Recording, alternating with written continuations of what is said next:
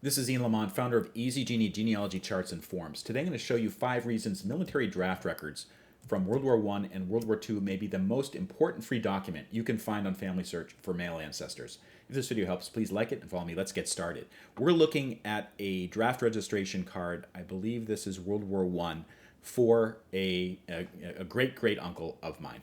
Now, this is a superb piece of information for 5 reasons. I'm going to show you how to find these records, but before we do, let's just take a look at what's on this particular record. So obviously it's going to have their first name and their last name. The first piece of information that's super useful if you're doing research is when they were born. So this person was born on December 28th. It looks like 1882, maybe 1889.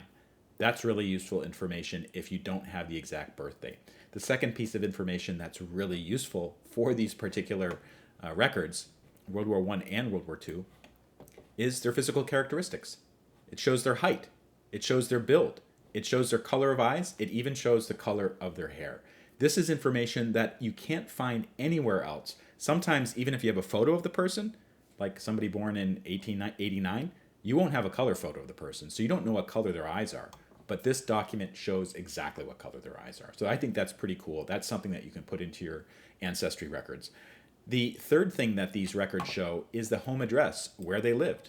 7 Elmwood, Lockport, Niagara County in New York. So I can use this information not only to put it in my database, but if I'm checking out census records, if I'm trying to cross-reference it with other types of research, it's super useful. Sometimes even the house will still be standing. So I can go to Google Maps, take this address and plug it in and see where my ancestor lived. That's really, really useful and fun information to have.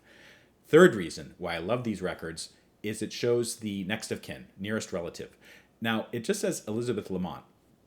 This could be the spouse, or it could be the mother or sister or somebody else. So it's up to you to kind of divine who that person is by looking at the research. But again, that can be useful information. For instance, if you don't know the spouse's name and Elizabeth doesn't match the mother or sister's name, that means it's probably the spouse.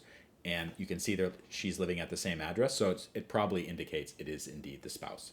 Finally, another important piece of information that's on these records is the handwriting. This could be the handwriting of my ancestor, this part over here.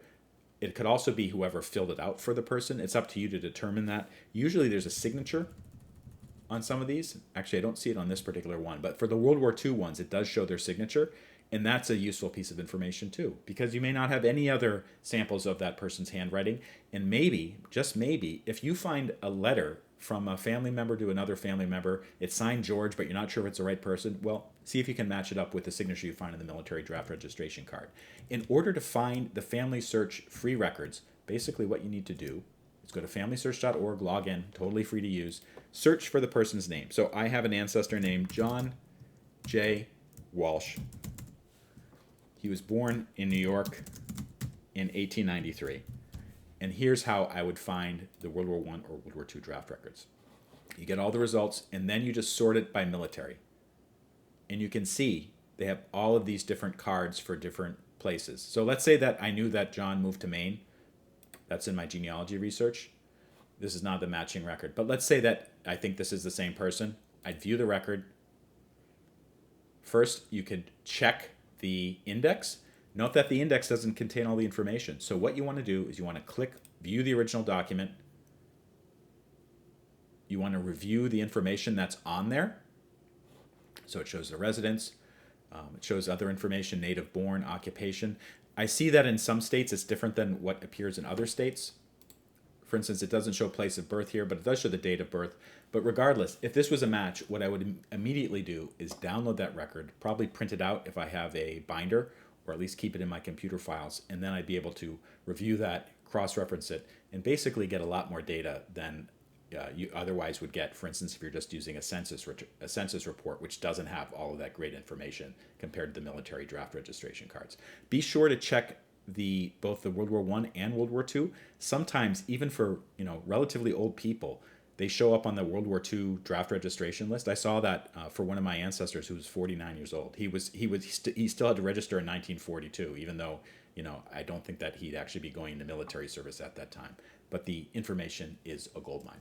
If this video helps, please take a moment to subscribe to get more genealogy tips. There's a link in the description to download free genealogy PDFs as well. See you next time.